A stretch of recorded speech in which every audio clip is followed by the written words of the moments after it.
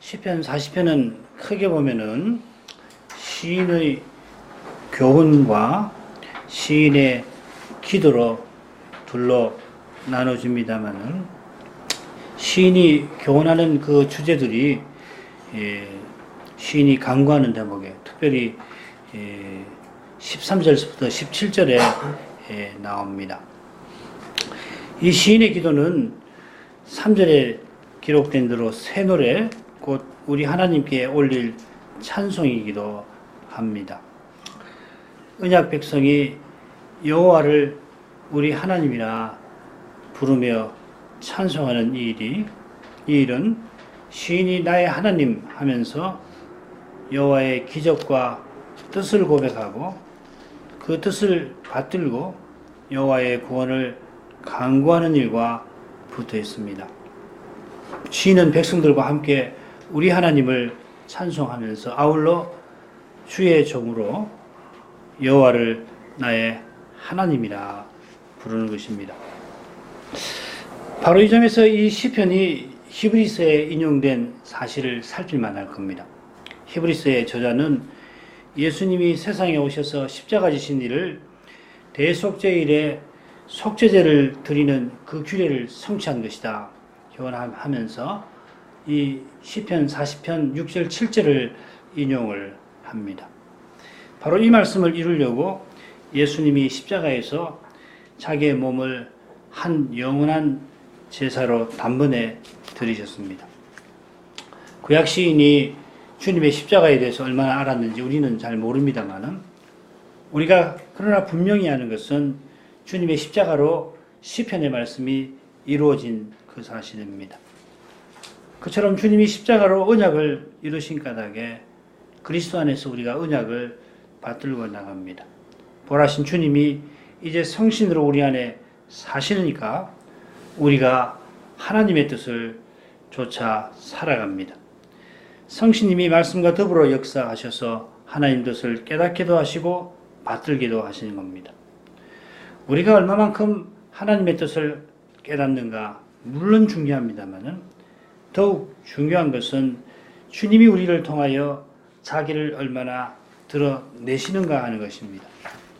우리가 이 세상에 별로 내놓을 것이 없는 사람이라도 그런 우리 안에 예수님이 사시는 것이 놀라운 일이듯이 주님이 우리를 통하여 어떤 일을 이루시는가 그것은 사람의 생각을 항상 넘어섭니다. 줄거리 한번 보시죠.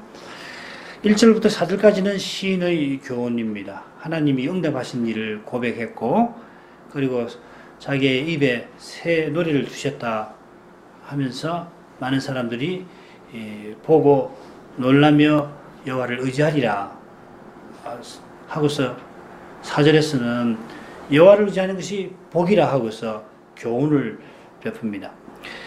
5절부터 12절까지는 시인의 고백입니다. 주로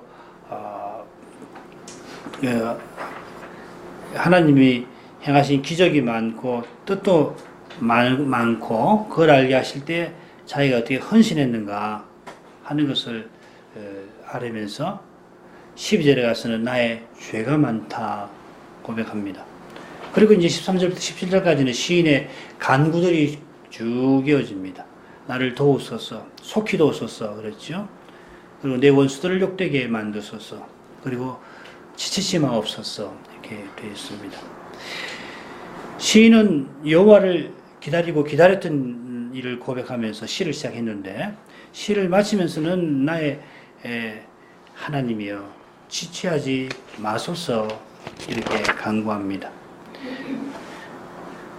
시인이 주는 나의 도움이시요 건지시는 자라 고백하듯이 13절에 나를 구원하소서 속히 나를 도우소서 하면서 셋째 단락을 시작합니다. 셋째 단락이 서로 앞뒤가 맞죠. 시인이 직면한 현실이 하나님의 도우심과 구원이 절실합니다. 이런 현실에서 시인은 전에 기가 막힐 웅덩이와 수렁에서 자기를 끌어올리신 구원을 기억한 것입니다. 그처럼 시인은 오랜 기다림 끝에 하나님이 귀를 기울여 나의 부르짖음을 들으셨다 고백하면서 시를 열었는데 셋째 단락에 가면은 이 하나님을 향한 간구들이 이어지고 시의 마지막도 역시 지치지 마소서 하는 간구로 되어 있습니다. 전에 기도를 들으신 사실 위에서 시인이 지금 계속해서 간구하고 있는 겁니다. 시인이 하나님께 기도하는 그 대목은 둘째 부분부터 실은 시작됩니다. 여호와 나의 하나님이여, 앞에서는 교훈을 했다면 여기서부터 하나님 이름을 부르면서 하나님이 행하신 기적과 우리를 향하신 하나님의 생각이 심히 많습니다 고백합니다. 그처럼 이 심히 많은 또 하나의 사실을 시인이 이 둘째 단락 끝에서 언급합니다. 시인을 둘러싼 재앙들이, 무수한 재앙들이 있고 나의 머리털보다 더 많은 나의 죄가 있다 하는 것입니다. 지금 시인이 죄가 많고 그런 말미암은 재앙도 많은데 전에 하나님이 행하신 많은 기적과 또 언약 백성을 향해서 품으신 그 많은 생각을 기억하는 것입니다. 나의 죄가 아무리 많다 하더라도 우리를 향하신 하나님의 생각을 넘어서지 못합니다. 하나님이 당황해서 저 죄는 어떻게 할까? 이런 수가 없다는 거예요. 내 백성이 저런 죄를 지었는데 내가 생각지 못하던 일인데 이런 거 없다는 말씀이겠죠. 주님의 행하신 일은 내가 당하는 재앙에 비할 바 못됩니다. 이런 내용들 가운데서 이 히브리서에 인용된 그 유명한 말씀이 나옵니다. 시인이 이 시를 기록할 때 하나님이 어떤 기적과 생각을 마음에 떠올렸는지 우리가 다 알지는 못한 짐작만 합니다만은 아무튼 그가 고백한 하나님의 기적들, 생각들은 모두가 그리스도의 십자가로 부활하신 그리스도에게로 향합니다. 그처럼 이 십자가 아래에서 우리가 죄를 깨닫고 우리의 시련도 부활하신 주님 안에서 의미를 지니는 것입니다. 자, 첫째 단락 가보시죠. 둘로 나눌 수 있는데 우선 3, 4절을 보시면은 이 3, 4절이 서로 묶인다는 것이 여호와를 의지함이라 하는 주제에서 잘 드러나죠. 하나님이 시인의 입에 새노를 두셨는데 많은 사람이 여호와를 의지하게 될 것이다. 내 입에 찬송을 두셨다. 그리고 많은 사람이 여호와를 의지할 것이다. 그러고서 바로 이어서 여호와를 의지하는 것이 복이다. 이렇게 교훈합니다. 이런 선언과 교훈은 1, 2절에서 시인이 고백한 하나님의 구원에 근거합니다. 시인이 기도하며 하나님을 기다리고 기다렸는데 하나님이 시인의 부르짖음을 들으셨습니다. 기도 들으신 하나님이 웅덩이와 수렁에서 건져 올려주셨습니다. 하나님의 구원을 받은 시인이 찬송하는데 하나님께 올릴 그 찬송을 하나님이 주십니다. 말씀드린 대로 시인은 지금 하나님의 구원과 도우심이 절실한 형편입니다. 이런 현실에서 이전에 하나님이 구원하신 지를 언급하는 이유가 무엇인지 우리는 능히 짐작할 수 있습니다. 이제도 시인을 구원해 주실 것을 바라는 것입니다. 그런 점에서 3, 4절 내용을 살필만 한데 시인이 새 노래를 언급을 여기서 하는 이유가 뭔가, 언급하면서 무엇을 우리에게 전하려 하는가 하는 것을 생각해 보시길 바랍니다. 1, 2절 읽겠습니다. 내가 여호와를 기다리고 기다렸더니 귀를 기울이사 나의 부르짖음을 들으셨도다. 나를 기가 막힐 웅덩이와 수렁에서 끌어올리시고 내 발을 반석 위에 두사 내 걸음을 견고케 하셨도다. 시인이 여호와께 기도한 일 언급하면서 자기의 기도를 여호와를 기다리고 기다림이라 부르짖음이라 하였습니다. 흥미로운 것은 이 부르짖음이라고 하는 말이 바로 앞선 39편 12절에 나옵니다. 39편의 시인은 자기 죄로 말미암아 여호와의 손에 치심을 받아서 주의 두려운 징계를 받고 있는 중이라 거기서 속히 벗어나게 해달라고 기도하였습니다. 비슷하게 40편의 시인도 나의 머리털보다 많은 죄를 고백합니다. 머리털보다 죄가 많은 것처럼 재앙이 무수히 많다 합니다. 기도하는 지금도 재앙이 무수히 많고 전에 역시 그랬기 때문에 시인은 그 재앙에서 건져주시라고 부르짖었습니다. 한 10편, 18편이나 34편, 102편을 보면 이 부르짖음은 특별히 이 재앙에서 건져달라는 부르짖음이라는 걸 확인할 수가 있습니다. 시인이 주님의 건져주심을 구하고 기다리며 기다렸습니다. 시인이 속히 벗어나고자 하지만은 자기 많은 죄를 생각하니 그저 주님의 자비를 바랄 뿐이었습니다. 과연 자비하신 주님은 회개하는 시인의 죄를 즉시 용서하시고 그처럼 시인이 죄로 말미암아 당하는 시련에서도 속히 벗어나게 하시려 합니다. 주께서 인생으로 고생하며 근심하게 하심이 본심이 아니시로다. 이 말씀처럼 하나님은 우리가 심지어 죄로 말미암아 괴로워하고 근심하는 그것도 좋아하시지 않습니다. 할 수 있는 대로 속히 우리가 그 두렵고 비참한 데에서 벗어나게 하십니다. 그럴지라도 우리는 시련에서 벗어나는 그날을 기다리고 또 기다려야 합니다. 우리의 죄가 일으킨 문제는 쉽게 해결되지 아니하는 까닭입니다. 사실 사람이 죄의 문제를 해결할 수가 없습니다. 하나님만 해결하십니다. 죄의 문제를 해결하시는 그 점에서도 하나님은 전능하신 분입니다. 그러나 하나님은 마법사처럼 마술지팡이를 한번 휙 휘젓듯이 해결하시지 않습니다. 그럴 수가 없는 것입니다. 전능하신 그분이 자기 아들을 십자가에 내어주기까지 하시며 죄를 없이 하셨습니다.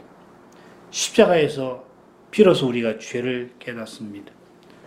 죄를 깨닫는 사람이 시련에서 보아야 할 것을 봅니다. 그것은 무엇보다 하나님의 사랑입니다. 그 사랑을 통하여 우리가 현실을 제대로 보기 시작합니다. 여전히 현실은 우리가 모르는 것 투성입니다만은 참된 믿음은 사랑의 하나님을 더욱 의지합니다. 시인의 간절한 기도를 들으신 여호와께서 기가 막힐 웅덩이와 수렁에서 끌어올리셨습니다. 이 파멸의 웅덩이, 진흙탕, 수렁 이런 표현인데 그 의미는 뭐냐면 저승 그리고 음부를 뜻합니다. 요건데 시인은 죽은 거나 다름없는 처지에서 사실상 실질적인 죽음을 맛보는 형편에서 하나님께 부르짖었고 그 기도를 들으신 하나님이 그를 구원하셨습니다. 하나님의 구원이라 표현을 해야 하는 것이 시인이 숨은 붙어 있지만은 차라리 숨을 거두는 것보다 못한 처지에 있었기 때문입니다. 특별히 16절에 나를 향하여 하하 하는 자라고 하는 표현에 그런 내용이 담겨 있죠. 그처럼 하나님은 시인의 발을 반석 위에 두사 그 걸음을 견고케 하셨습니다. 앞서 시인은 웅덩이의 수렁에 빠져 발을 벗어나려고 아무리 발부둥 쳐도 아래에서 발을 끌어당기는 것 같은 형편이었는데 하나님의 구원으로 그 발이 반석을 디디고 안전한 길을 걷게 되었습니다. 다윗이 원수들로부터 구원받던 그날에 하나님을 내 반석이라 고백한 것을 기억하실 겁니다.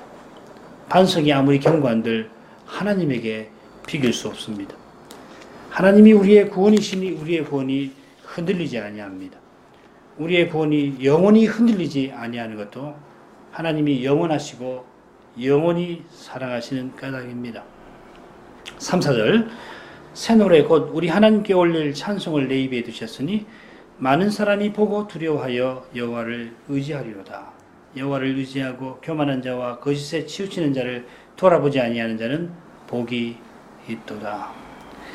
하나님이 민모를 수렁에서 건져주시고 반석 위에 견고히 서서 걷게 하셨는데 시인에게 새 노래를 그 입에 두셨습니다. 하나님께 올릴 찬송을 짓고 그 찬송을 부르는 것이 시인의 소명인데 시인으로 소명을 이루게 하신 것입니다.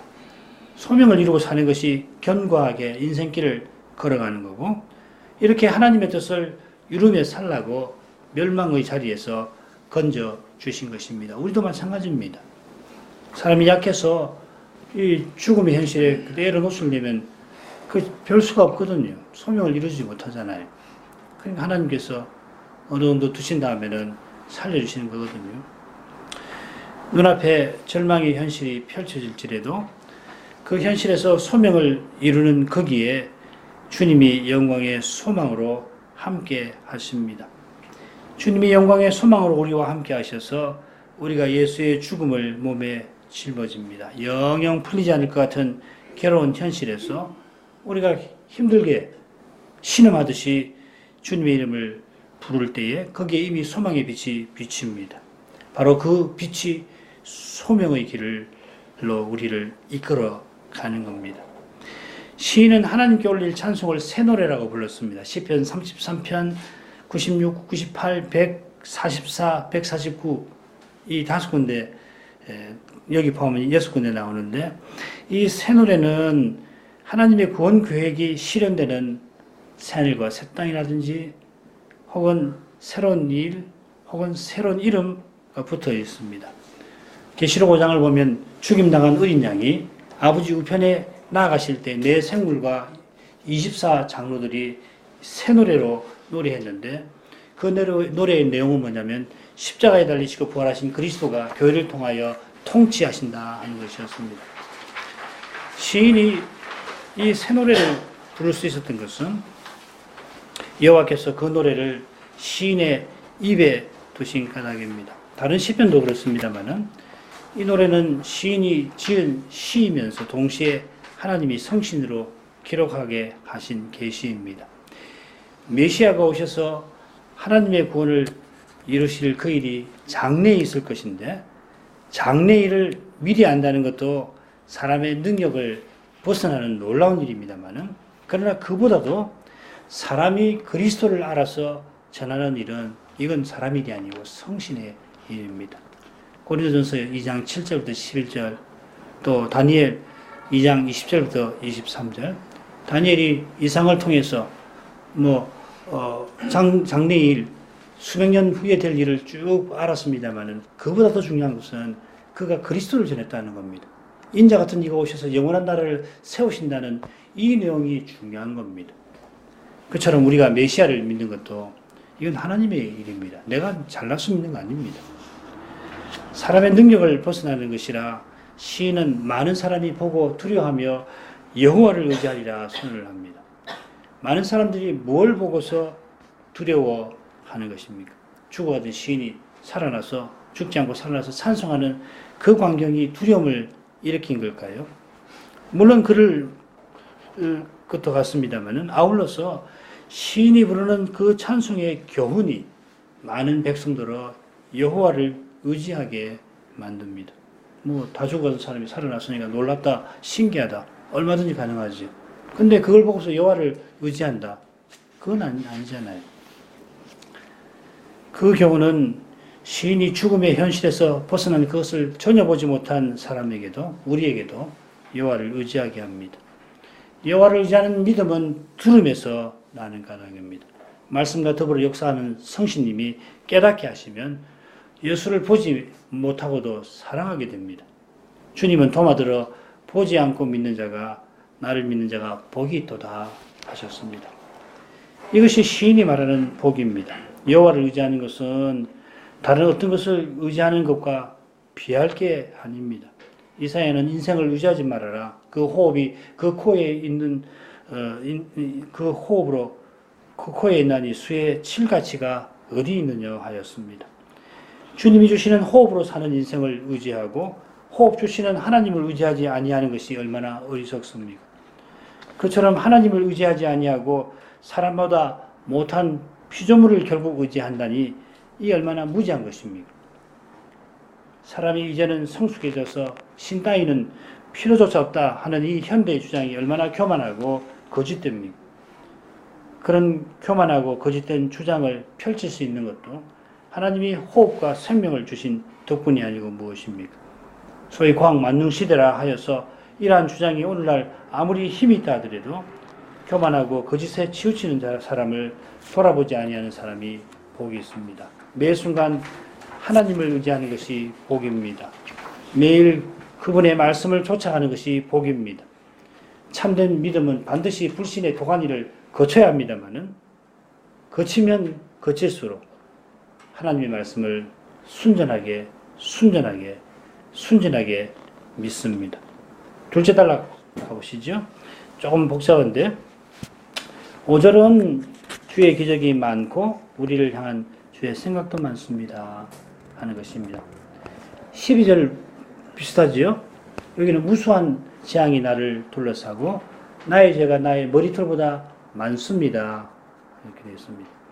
6절은 여호와께서 제사를 기뻐하지 아니하신다 하는 것을 시인들을 알게 하셨다 하는 내용이고요. 그러면 뭘 기뻐하시는 겁니까? 그 실마리를 찾을 수 있는 게 11절인데 시인은 여호와의 긍휼하심과 인자와 보호로 나를 진리로 나를 보호해 주소서 여기서 간구합니다.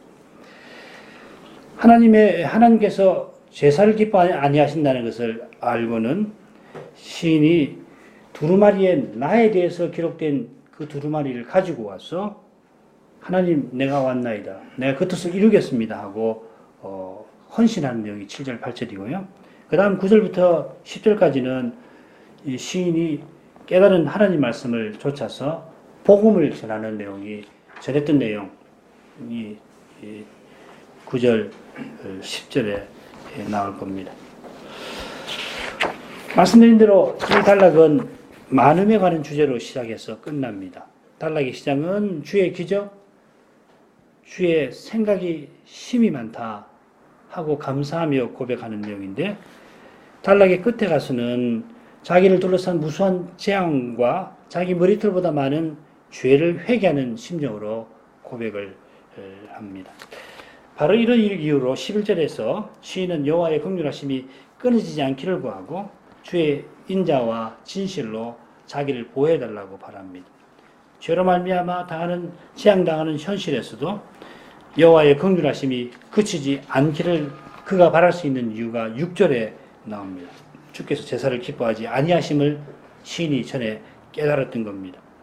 죄인이 어떤 것으로도 하나님을 기쁘시게 못합니다마는 하나님이 죄인을 긍휼히 여기시기를 기뻐하십니다.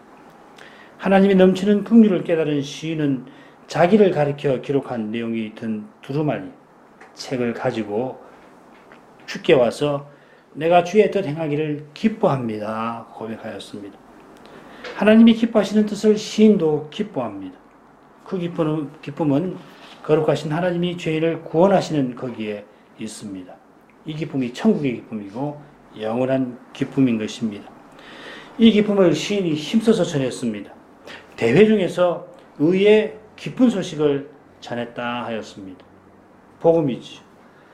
그가 기쁜 소식을 전할 수 있었던 것은 주의 의에 있습니다. 주의 의라는 말은 주의 성실하심을 가리키고 바로 그 성실하심이 우리의 구원이 있습니다. 주의 인자와 진실에 성실에 언약 백성의 구원이 있습니다. 그래서 시인은 그 진리를 숨기지 않고 선포하였습니다. 이렇게 소명을 힘써 행하던 시인인데 자기 머리털보다 많은 죄를 고백을 합니다. 죄가 많으니까 재앙도 무수해서 자기를 둘러싸고 있습니다. 거기서 벗어나는 길은 주님의 긍휼에 있습니다. 그가 힘써 전한 대로 주님이 친히 언약을 우리를 위해서 이루어 주시는 거기에 있습니다. 시인이 전에 자기가 사명을 힘써 행한 그 공로를 들어서 긍휼을 구하는 게 결코 아닙니다. 죄를 참으로 깨닫는 사람은 이런 마음을 들지요, 사실은. 들지만은 이런 마음을 품을 수가 없습니다. 죄가 얼마나 심각한가를 알면 하나님 사랑 외에는 의지할 데가 없다는 것을 알게 됩니다. 오늘은 아마 6절까지 살필 텐데 5절 보시죠. 여호와 나의 하나님이여 주의 행하신 기적이 많고 우리를 향하신 주의 생각도 많도소이다. 내가 들어 말하고자 하나 주의 앞에 베풀 수도 없고 그 수를 셀 수도 없나이다.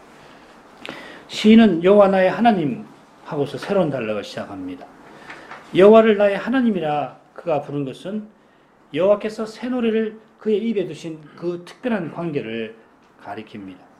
그 관계는 나의 하나님이라 부른 시인이 우리를 향한 하나님의 생각을 언급하는 데서도 드러납니다. 3절에서 우리 하나님께 올릴 찬송을 시인의 입에 두신 하나님이 시인의 입에 두신 그 사실과도 비슷합니다. 우리를 향한 하나님의 뜻을 시인은 내가 들어 말하고자 합니다. 시인은 중보직에 세움받은 하나님의 종입니다. 17절에 이 주를 아도나이라고 하는 말이 나옵니다. 주를 주님하고 부릅니다. 주의 행하신 기적들은 가령 하나님께서 이집트더러 자기 백성을 내보내라고 그들을 책망하신 재앙들, 그리고 가나안 족속들을 정복하신 일들을 가리킵니다. 하나님이 이런 놀라운 일을 행하신 것은 우리 곧 언약 백성을 향한 생각을 이루신 것입니다. 언약 백성을 사랑하셔서 그들을 구원하려 하신 생각입니다. 그 생각이 많으십니다. 하나님의 사랑은 실로 많으십니다. 사랑이 많으신 만큼 행하시는 기적도 많습니다. 하나님이 행하신 일이 얼마나 많은지 다 헤아릴 수가 없습니다. 시인이 그 기적과 뜻을 선포하려고 주의 앞에 베푼다 했는데 여기서 번역을 좀 바꿔야 되겠습니다. 주의 행하신 기적도 많고 우리를 향하신 주의 생각도 많도소이다. 주의 앞에보다는 아무도 주와 견줄 자 없나이다. 내가 선포하고 말하려 할지라도 그 수를 셀 수 없나이다. 아무도 주와 견줄 수 없다는 것이 곧 주의 거룩하심입니다. 그 거룩하심은 특히 주의 많은 사랑에 있습니다. 얼마나 많은 사랑인가. 도무지 사랑받을 수 없는 죄인을 사랑하시는 점에서 많은 사랑인데, 어신이 고백하는 것처럼 마치 세상에 나 혼자 있는 것처럼 하나님은 그렇게 사랑하십니다. 우리가 하나님 뜻을 힘써서 알아야 합니다. 그러나 잊지 말아야 할 것은 우리를 향한 그분의 사랑입니다. 우리가 참으로 하나님의 뜻을 알면 알수록 하나님을 향하게 되어야 할 것입니다. 우리를 사랑하시는 하나님을 사랑하게 되어야 합니다. 우리의 현실은 여전히 불확실하더라도 주님의 사랑은 우리 마음에 더욱 확실해집니다. 우리의 현실이 불확실한 만큼, 어려운 만큼 우리의 믿음이 흔들립니다마는 우리의 믿음이 그러나 땅에 결코 떨어지지 아니함은 주님의 견고한 사랑에 있는 것입니다. 6절 살피겠는데 번역을 읽는 것이 좋겠습니다. 제사와 예물을 주께서 기뻐 아니하십니다. 나의 길을 통하여 들리셨습니다. 번제와 속죄제를 주께서 요구치 아니하십니다. 나의 길을 통하여 들리셨다는 이 표현을 중심으로 비슷한 내용이 앞뒤로 나오죠.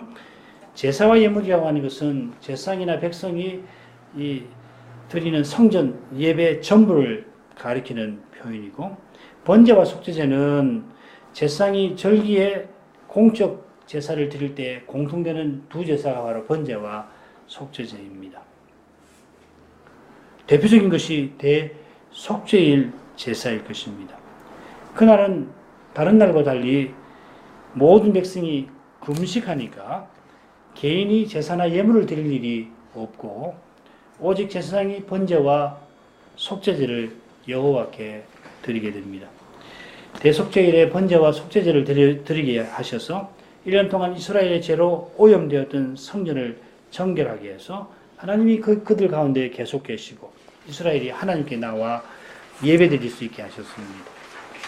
그처럼 하나님에게 나아갈 때 이스라엘은 빈손으로 나가지 않고 정하신 제사와 제물과 예물을 드려야 합니다.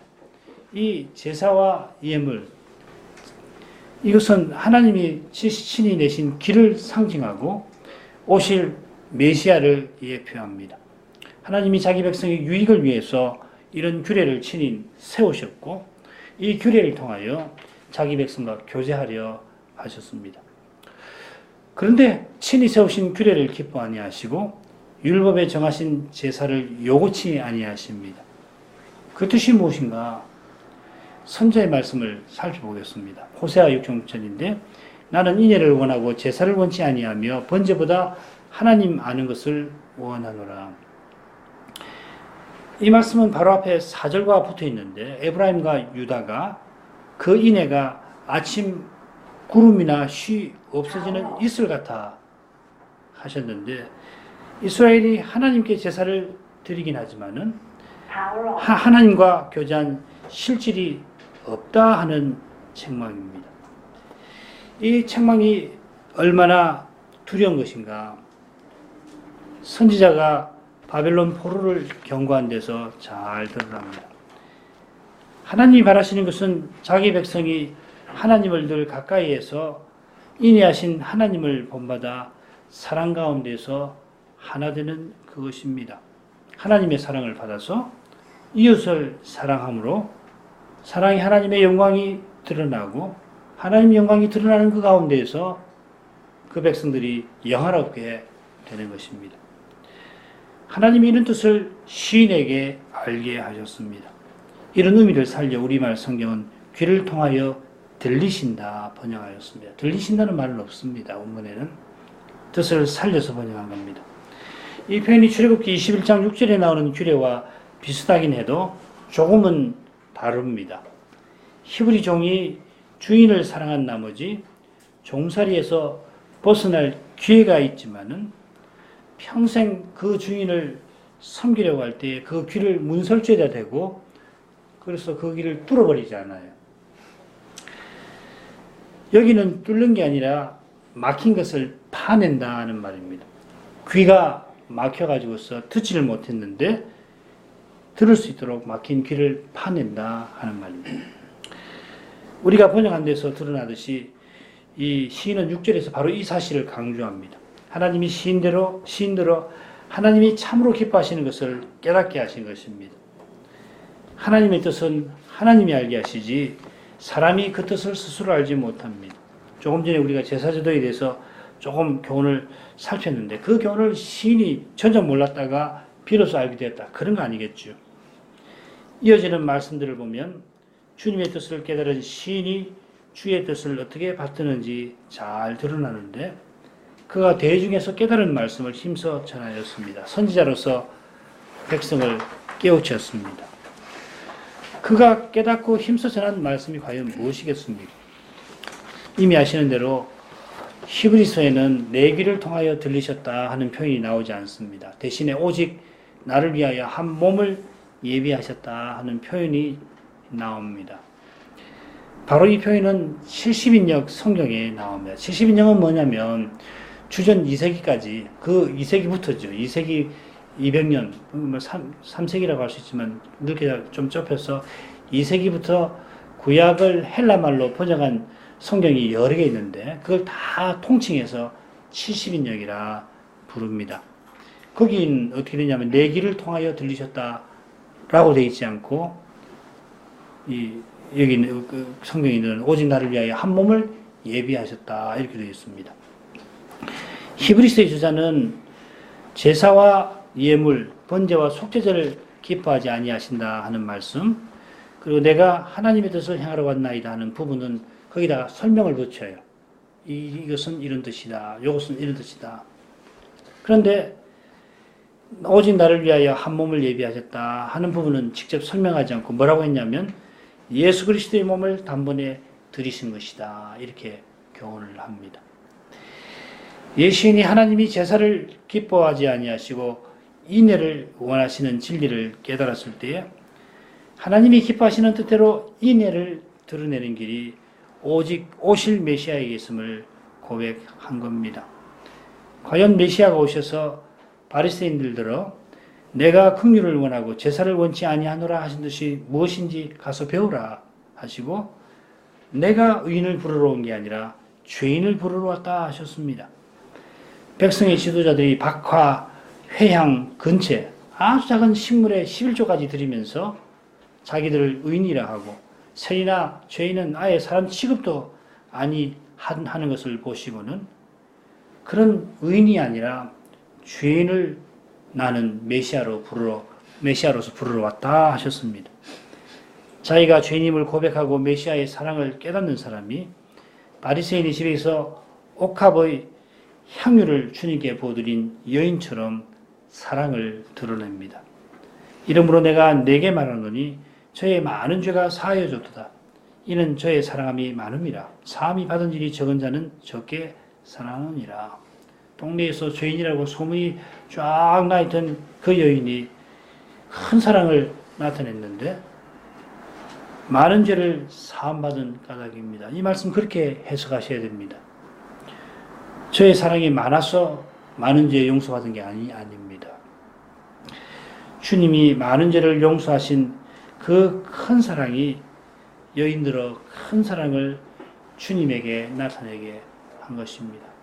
주님에게 이런 사랑을 나타냈으면 이웃에게도 나타내는 거죠.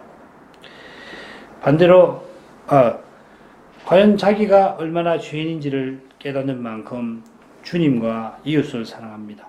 스스로 의인이라고 여기는 사람은 이웃을 미워하고 주님도 미워합니다. 마태복음 12장 6절 7절 내가 너희에게 이르노니 성전보다 큰 이가 여기 있느니라. 나는 자비를 원하고 제사를 원치 아니하노라 하신 뜻을 너희가 알았다면 무지한 자를 죄로 정치 아니하였으리라. 어떤 사건인지 잘 아시죠? 바리새인들이 안식일에 밀밭 사이에서 이삭을 잘라먹은 제자들을 정죄했습니다. 추수했다고 장로의 유전을 어겼다는 것입니다. 바로 이어서 예수님이 회당에 가셔서 한편 손마른 사람을 낫게 하셨는데 그런 주님을 바리새인들이 죽이려고 의논하였습니다. 자기 죄를 깨닫지 못하니까 죄를 없이 하러 오신 주님을 없애려고 했고 그렇기에 주님의 제자들을 미워했고 병난 사람도 미워했을 겁니다. 이 두려운 미움이 우리 안에 있는 죄에서 나옵니다. 누가 이 죄를 스스로 깨닫고 누가 스스로 이 죄를 회개할 수 있습니까? 회개는 하나님 은혜입니다. 회개는 예수님이 십자가를 지신 그 사실로 말미암고 부활하신 주님이 여전히 사랑하시니까 가능한 것입니다. 회개는 수동적인 거 아닙니다. 위대한 일입니다. 하나님이 행하시는 위대한 일입니다. 오늘 이만큼 하겠습니다. 거룩하신 아버지, 구약의 시인이 오실 메시아를 전하게 하신 것을 이제도 함께 생각하면서 인생이 죄를 회개하는 게 얼마나 큰 일인지 알게 하십니다.